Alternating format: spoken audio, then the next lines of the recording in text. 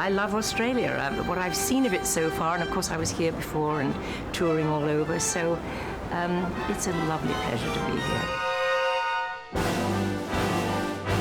Dame Julie Andrews is stepping backstage. The actress and singer is in Sydney, recreating My Fair Lady at the Opera House next year. Dame Julie Andrews. Nice to see you again. It's an absolute delight. All I want is a room somewhere far away from the cold night air. On March 15th, 1956, a musical destined to be the most popular of all time opened in New York City. The book and lyrics of Alan J. Lerner and the never-to-be-forgotten music of Frederick Lowe had brought George Bernard Shaw's story of the flower girl transformed into a London society lady to the hearts of the world. In London and Rome, in Tokyo, in Sweden, Mexico, Germany, Australia, and many other countries, My Fair Lady triumphed again and again. I'm just awed at how phenomenal that opera house is inside. I can't wait to go in there.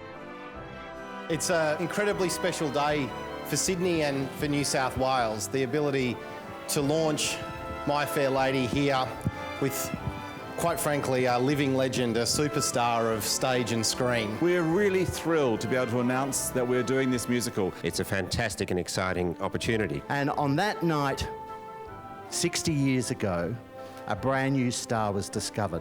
And of course, that was Julie Andrews. She is the last thread of DNA from that original production. It is a beautifully constructed musical, which is its strength, really. I've got the best of the best of the best. So now it's up to me to give my best. We have, thanks to John and the opera company, a huge orchestra, which is pretty rare these days. We have the original sketches for design and sets and costumes. Cecil Beaton was a fascinating man to work with. He was amazingly bright and talented and knowledgeable about what he was doing and what he wanted us to do in realizing his designs. I think it's one of the most exciting projects I've ever done. Shaw describes Eliza as being so poor, and that role demands Cockney and screaming rage and big dramatic scenes and then pure soprano singing. And I think I would help whatever Eliza we do choose to find all of that and more. And of course, I've heard some wonderful voices, so I think we're going to get it.